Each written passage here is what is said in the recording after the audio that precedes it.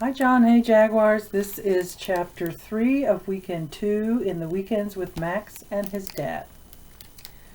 Peggotty was not fast like a greyhound. In fact, Max wondered if she was a hound at all.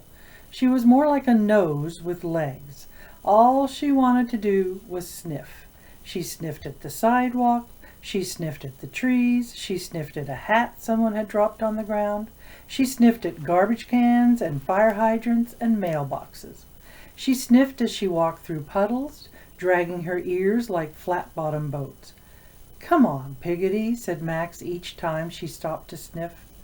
He supposed he should be happy the dog was such a slowpoke. Just before they left the apartment building, Dad had told Miss Tibbet that they would not be long because he and Max had some shopping to do that afternoon. Max hated shopping. It was boring. Back when his parents still lived together, one of them usually stayed home with Max while the other one went shopping. But now it felt like Max had to go on every errand to every store in the state. "Oh, Max," his mom had said once, "it's not that boring. At least you get to walk around and look at things. It's not like you're penned up in a jail cell. That would be boring." Mom had been wrong. Max would rather be in jail than go shopping. In jail, you could sneak a spoon out of the cafeteria and dig a tunnel and escape. There was no escape from the grocery store. Peggotty stopped to sniff again. This time Max could not blame her.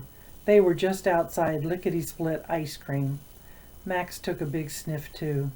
It smelled like chocolate and caramel and vanilla and nuts. "Keep her moving, Max," said Dad, "or we'll never make it to the park." Barkus trotted ahead with Dad. "Come on, Peggotty," said Max. The Basset Hound looked up at him. Okay, so she wasn't just a nose with legs. She also had sad, sad eyes. "Woof," she said. "I know," said Max. Oak Grove Park took up a whole block. It did not have a playground like the park near Max's house with Mom. It had a fountain and trees and a long, curvy path. Dad chose a bench with a view of the entire park.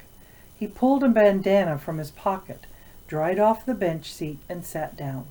Barkus and Peggotty flopped in front of him and panted. Everyone was ready for an intermission, except Max. "Can I run on the path?" he asked. Dad lifted his ukulele from its case and looked around the park. "I guess so. I can keep our canine companions entertained." Before Dad could play a single note, Max was running. He jumped over puddles. He jumped over spots where he wished puddles had been. It had been hard to walk as slow as Peggotty. It had been hard to stop for every sniff. Now Max ran like a rocket, round a tree and past the fountain. He could not hear Dad's ukulele when he ran, but he could hear Barkus howl. "Stevicus was only a few yards ahead of the Baron's men," said Max. He imagined himself running through a dark green forest. On his back he had tied a sack that held the orb of all time.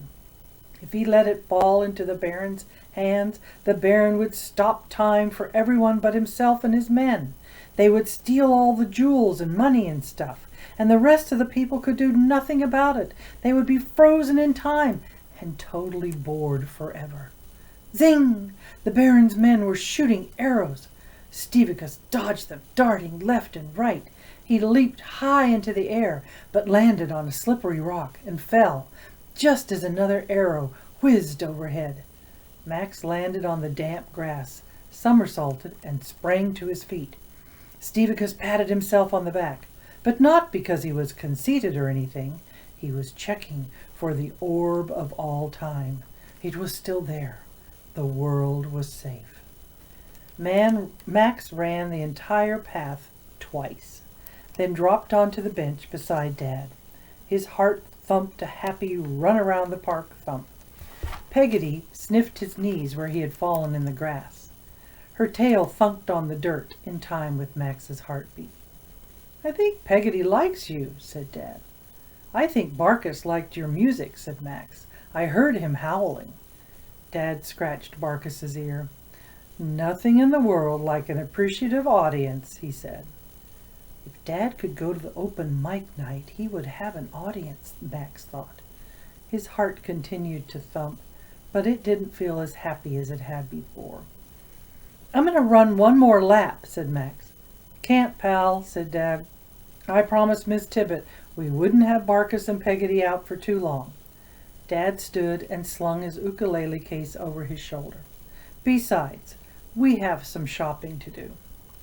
Max took Peggotty's leash and followed Dad, but he was imagining Stevicus kneeling behind a tree. Stevicus took the orb of all time from its sack and gasped, Max said in his head. He had saved the orb from the Baron's men, but it had cracked. Stevicus could feel the freezy boredom leaking out. It felt just like shopping. That's the end of the third chapter.